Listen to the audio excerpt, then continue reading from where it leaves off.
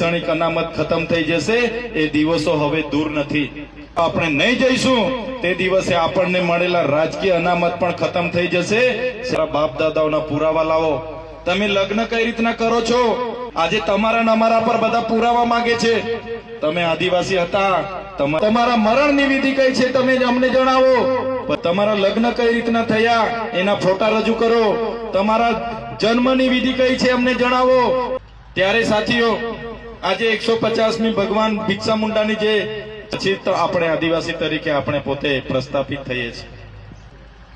ત્યારે આઝાદીના આટલા વર્ષો થઈ ગયા, 150મી જન્મ જયંતિ આવી છે. જનનાયક ક્રાંતિ સૂર્ય ધરતી આંબાની જન્મ જયંતિ છે.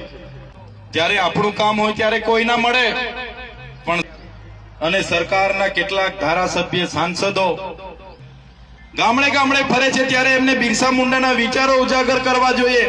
સરકારની સૂચનાથી રથો લઈને ગામડે ગામડે ફરે છે. ગોવિંદજીની લડત શું હતી એની વાત ગામડે ગામડે મૂકવી જોઈએ.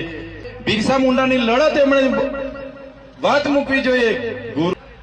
ત્યારે આજે એમને ખબર પડી કે બિરસા મુંડાજી એની જગ્યાએ એ લોકો ગામડે ગામડે ફરે છે, એમનો પ્રચાર કરે છે. સાથીઓ, મારે બીજી કોઈ રાજકીય વાત નથી કરવી, પણ એમને આજે ખબર પડી. સ્વાતંત્ર્ય સેનાની દેશ માટે લડ્યા. સત્તામાં 24 વર્ષથી એ ભાઈ છે. દેશના વડાપ્રધાન શ્રી નરેન્દ્રભાઈ મોદીજી મારા વિસ્તારમાં આવ્યા, પહેલા મુખ્યમંત્રી હતા.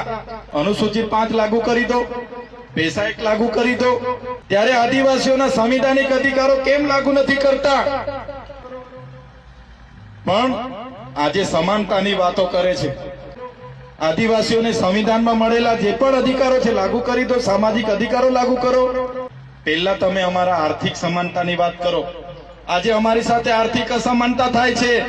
કહે છે કે આવનારા દિવસોમાં યુસીસી લાવીશું, પછી તમે સમાનતાની વાત કરજો.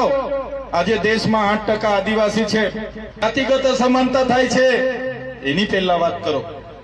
15% આદિવાસી પૂરા ગુજરાતમાં 1,25,00,000 આપણે છે. ગુજરાતમાં 15% આદિવાસી છે. ત્યારે આ સરકાર વનવાસી જનજાતિ વનબંધુના નામે 29 જ્ઞાતિ જાતિઓ આપણી આદિવાસીઓની છે.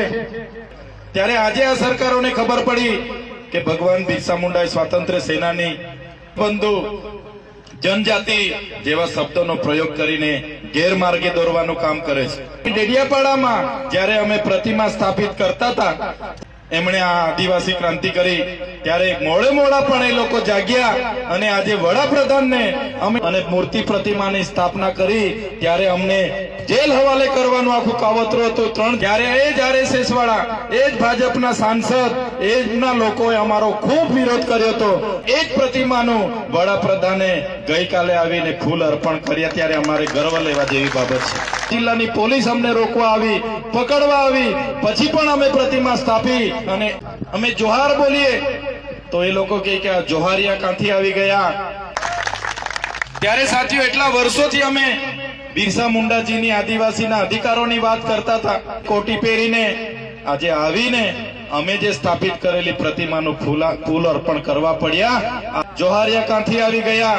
અને આજે એમના વડાપ્રધાનને ગમછો નાખીને, કેમ કે આજે આદિવાસી સમાજ જાગે છે. આપણા બધાની તાકાત છે કે વડાપ્રધાને અહીંયા આવવું પડ્યું છે. ગરીબ, પીછડા, દલિત, આદિવાસી કઈના ઢબે દેશ ચાલશે.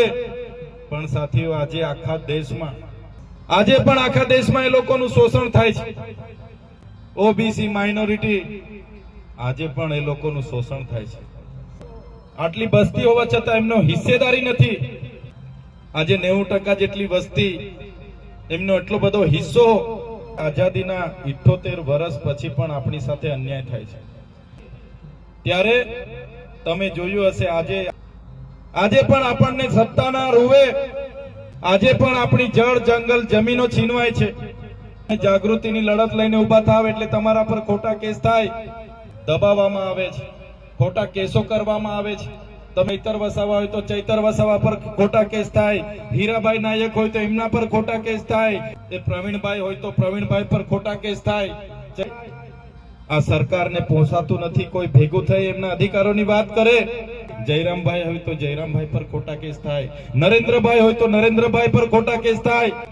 તમે જોઈ લો, જે બાબા સાહેબે જયપાલસિંહ મુંડાએ સંવિધાન બનાવ્યા એ સરકારને ગમતું નથી, ખોટા કેસો કરવામાં આવે. તમે સંવિધાનની આર્ટિકલ 371 એ સંવિધાનમાં આદિવાસીઓ માટે અલગ પ્રાવધાનો આપ્યા છે.